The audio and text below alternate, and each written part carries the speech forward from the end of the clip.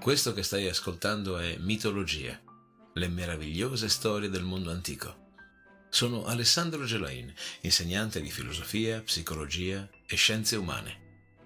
Se vorrai stare in mia compagnia, ti offrirò le storie più interessanti della mitologia greca e romana. Il mito ha ancora molto da insegnarci e talvolta, come uno specchio, è capace di mostrare meglio a noi stessi quello che siamo. Puntata numero 123. La fuga di Elena.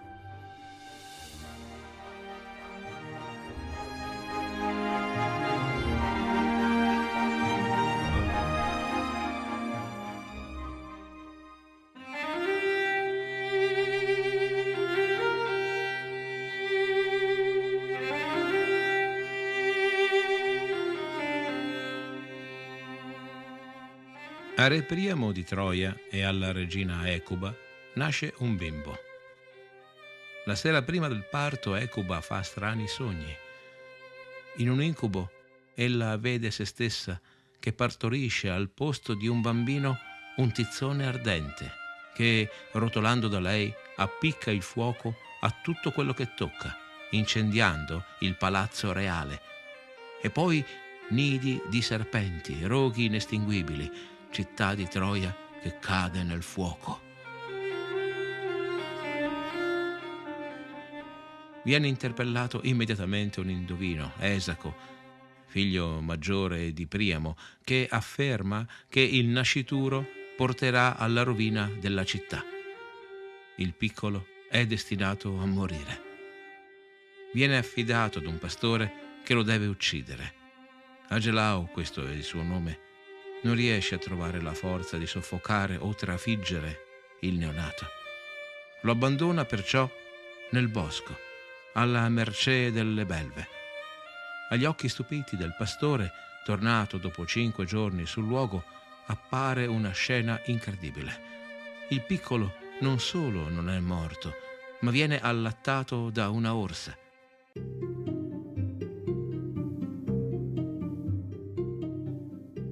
Convinto da questo prodigio che il bimbo è destinato a grandi azioni, decide di allevarlo in segreto come figlio suo. Lo mette nella sua borsa, da cui deriva il suo nome Paride, e lo porta con sé.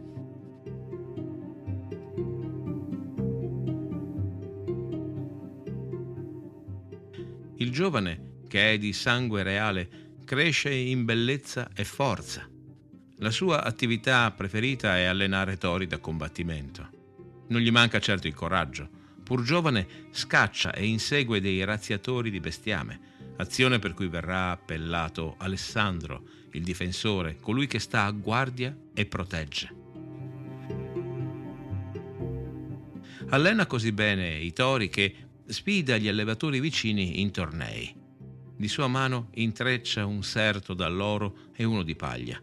Uno per il vincitore, sempre il suo, l'altro per il perdente, sempre lo sfidante.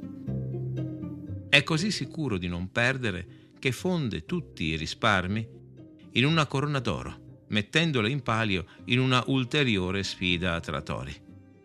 Ares, il dio della guerra, per sondare lo spirito del giovane o semplicemente per umiliarne l'altero comportamento, si trasforma in toro e agilmente sconfigge il toro di Paride.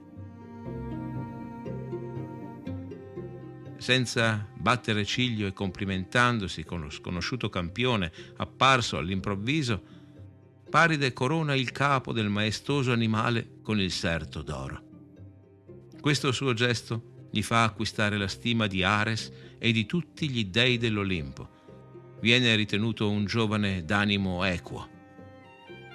È proprio a causa di questa sua caratteristica che viene prescelto per dirimere il famoso giudizio delle dee che 2 puntate fa ti ho raccontato. Ma ora Paride sta scalpitando per andare in città, la capitale, Troia. Egli è consapevole che solo lasciando i pascoli montani riuscirà a ricevere il dono promessogli da Afrodite, l'amore di Elena, la donna più bella del mondo.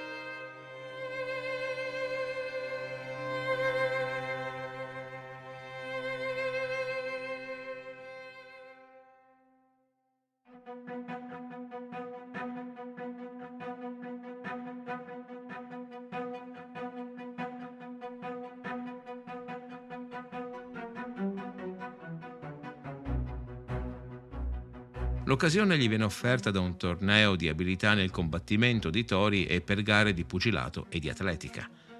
Priamo ha indetto questi giochi annuali per onorare la memoria del figlio perduto, proprio Paride. Agelao, il padre putativo, cerca di dissuaderlo, ma Paride, che ancora non sa nulla di sé e delle proprie vere origini, sa che il primo passo per cercare il suo premio è andare in città.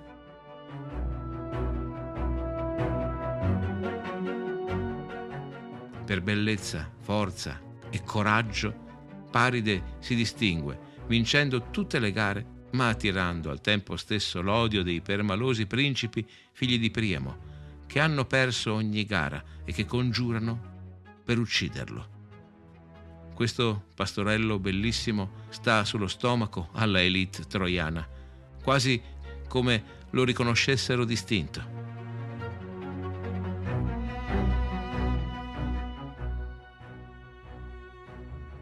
Per salvargli la vita, quando le spade ormai lo stanno per trafiggere, Agelao confessa urlando la vera identità del giovane. Priamo, riconoscendolo, lo accoglie a braccia aperte. I figli, che gli ricordano il vaticino di morte che aleggia sul capo di Paride, chiedono che al giovane sia tolta la vita. Priamo risponde seccamente: che cada Troia. Io non ucciderò il mio figlio ritrovato.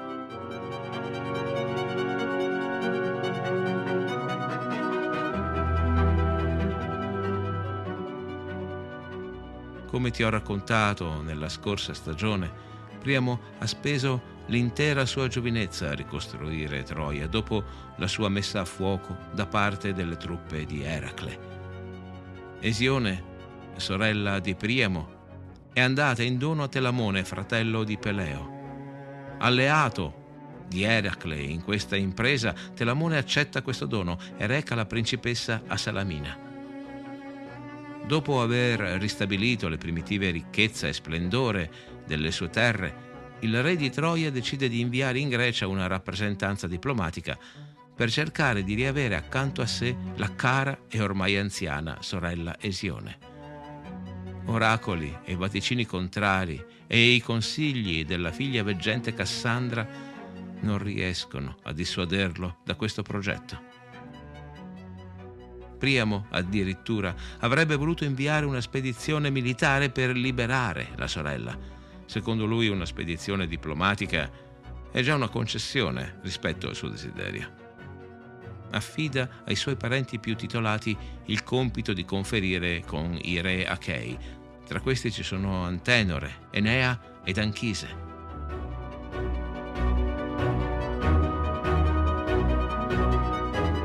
Intrufolatosi con furbizia in questo viaggio diplomatico a Sparta, su una nave cui Afrodite stessa gonfia le vele, Paride va a prendersi la donna più bella del mondo, Elena, la moglie del re della bellicosa Sparta, la città in cui la legge è l'allenamento continuo per essere sempre pronti alla battaglia. I dignitari troiani rimangono 9 giorni ospiti nelle sale del palazzo reale, accolti degnamente dalla corte di Tindaro, e per 9 giorni godono di ogni bene il grande re ha voluto loro elargire.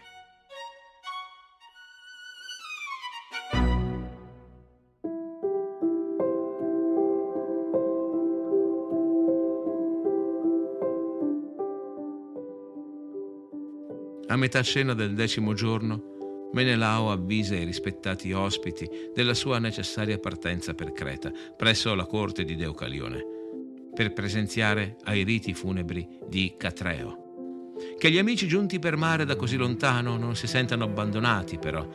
La regina Elena, di stirpe divina, farà gli onori di palazzo in sua vece. Tindaro alza al cielo un ultimo calice e se ne va.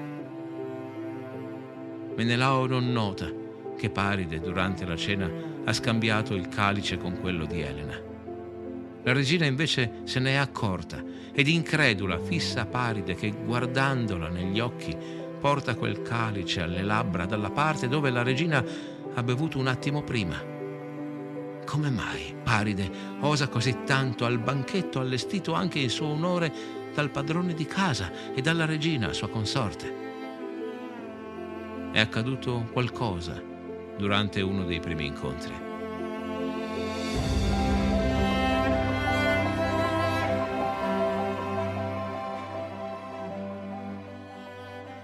Come viene spalancata la gran porta della sala del trono, Elena vede entrare gli onorati ospiti e rimane stupefatta dalla bellezza di questi emissari. Enea, figlio di Anchise e di Afrodite, è di una perfezione divina, ma dietro a lui, ad un solo passo, appare un giovane ancor più bello.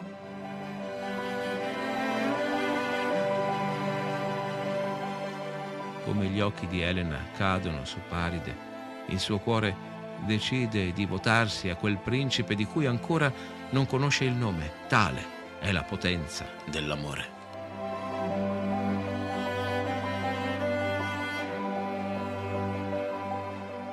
Paride non è solamente bello, è reso bello dal desiderio che Afrodite ha instillato nella mente e nel cuore alla bella Elena. La regina di Sparta non può fare a meno di continuare a guardare le forme e il volto di quel giovane invaghita. Sorride e fa complimenti ad ogni componente della delegazione e finalmente, quando arriva a dare il benvenuto a Paride, a bassa voce gli dice: «Straniero, di dove sei? Dichiara anche noi la tua bella stirpe».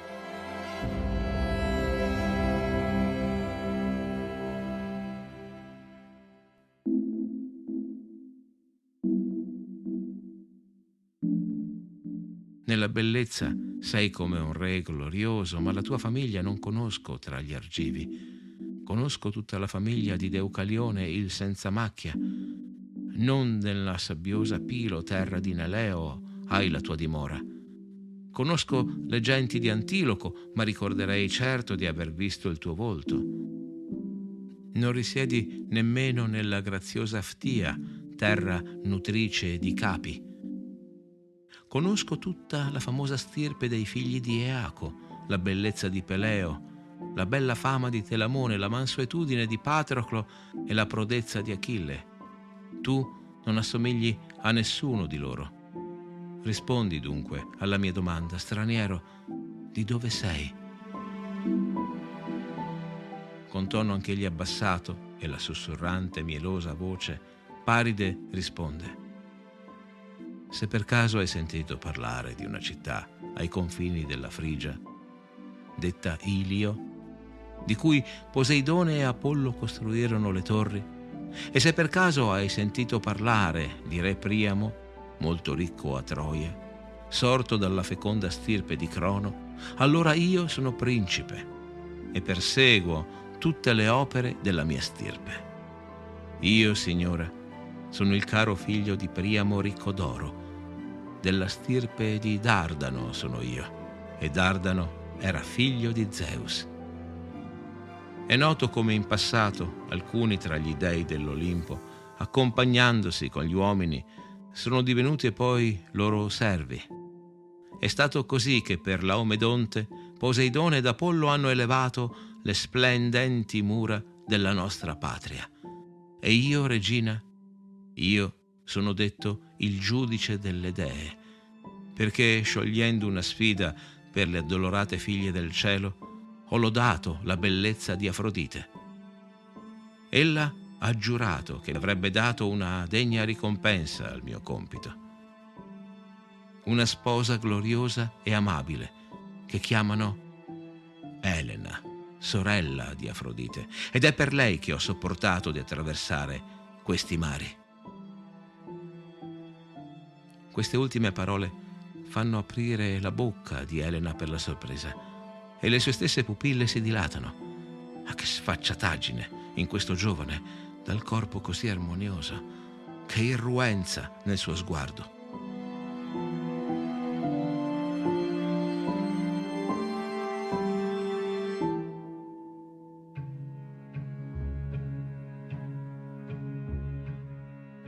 Paride continua: vieni dunque, Elena, uniamoci in matrimonio, poiché Afrodite ci benedice.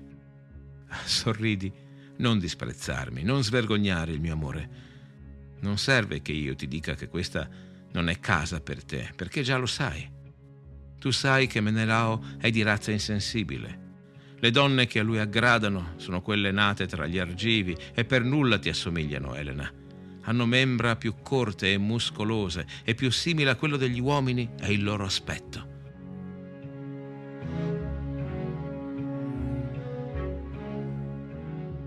Ancora stupita per il sicuro atteggiamento del giovane principe, Elena china lo sguardo a terra e un debole no esce dalla sua bocca. L'ultima alzata di calici al banchetto serale, con Menelao che se ne va e con Paride che beve dallo stesso calice di Elena, sembra far precipitare le cose. Elena ha trascorso il pomeriggio a cercare di non pensare a Paride. Eppure ella vede il suo viso in ogni specchio, percepisce il suo profilo in ogni ombra, ritrova il suo rapace sguardo nella sua mente. E così, una volta partito Menelao, Elena ritorna a parlare con Paride. Stupita, ode se stessa pronunciare delle parole in tono dolce e caldo, come se le frasi le uscissero di bocca di loro volontà.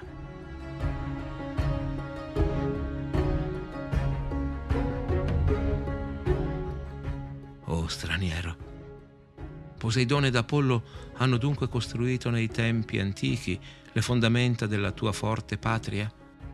Ho sempre voluto vedere quelle opere meravigliose degli immortali e anche il pascolo ventoso del pastore Apollo.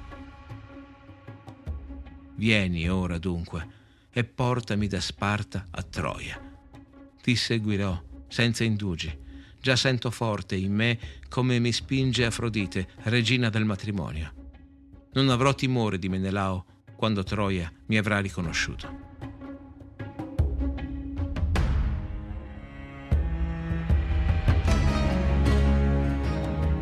Prima che la luce di Elio illumini Sparta, Elena lascia le sue camere e si dirige verso le imbarcazioni troiane. L'ospitale palazzo di Menelao vede i leggeri vestiti di Elena allontanarsi nel vento. Eccitata allo spasimo, Elena sale a bordo dell'imbarcazione di Paride col suo carico d'amore e il suo mortale bagaglio di guerra. La partenza di Elena lascia un dolore enorme in Ermione, la figlia avuta con Menelao, che, accortasi che la madre non c'è più e che le navi troiane sono scomparse dal molo, getta al vento il suo velo, mandando disperate grida alle acque.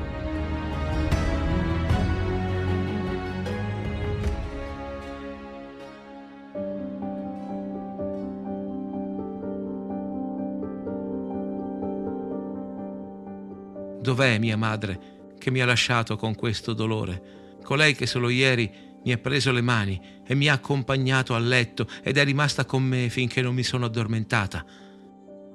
E le nutrici: addolorata bambina, ferma il tuo lamento. Tua madre se n'è andata, ma tornerà presto. Mentre ancora piangi la vedrai, non vedi? I tuoi occhi sono accecati dalle lacrime e le tue guance fiorite sono segnate da molto pianto. Forse è andata a una riunione di donne in assemblea e tornando per la retta via ha perduto la strada. Oppure si è trattenuta sulla rugiadosa pianura delle Ore, oppure si è attardata presso i ruscelli dell'Eurota, il nostro fiume.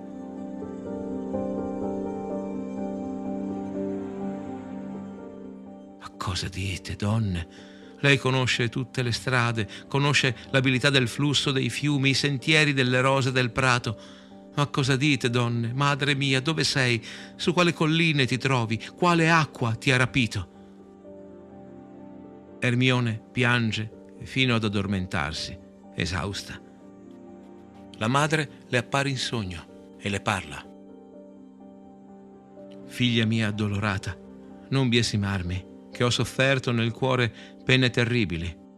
Un uomo ingannevole, che è venuto ieri, mi ha portata via.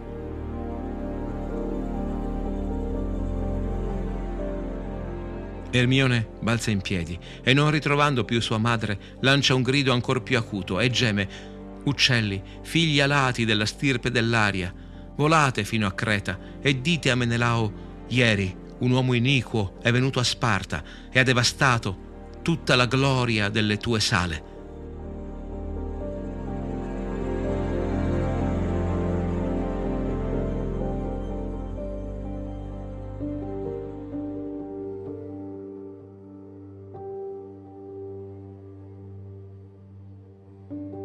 Le navi troiane sono già al largo. Nonostante il parere nettamente contrario di Enea, Paride ha dunque deciso di portare con sé la donna che gli è stata destinata e che è già sua, perdutamente sua. Quello che fu un giovane pastore di capre, un mandriano col flauto di Pan, ora nei panni e regali di principe di Troia sta veleggiando verso est, con la donna più bella del mondo che è dritta, in piedi al suo fianco e scruta verso l'orizzonte in attesa di vedere spuntare le meravigliose mura di Troia, la sua nuova casa. La notizia che il vincolo dell'ospitalità è stato infranto e che un principe troiano ha rapito la regina di Sparta fa il giro di tutta la Grecia più velocemente di un battito di ciglia.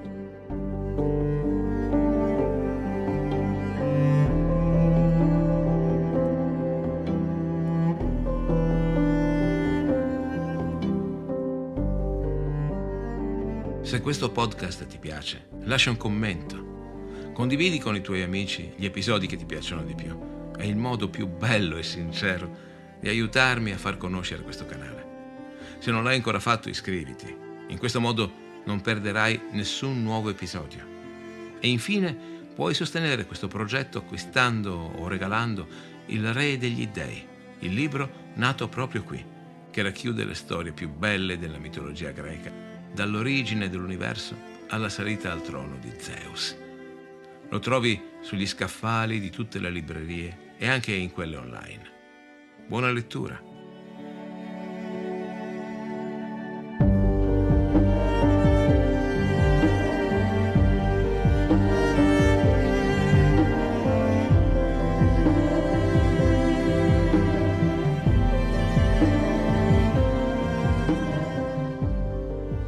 Hai appena ascoltato un episodio del podcast Mitologia, le meravigliose storie del mondo antico, raccontate da me, Alessandro Gelain.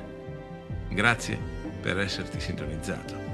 Apple Podcast, Google Podcast, Spotify, Castbox, Spreaker, scegli tu. Iscriviti a questo podcast sulla tua piattaforma preferita. Ci sentiamo al prossimo episodio.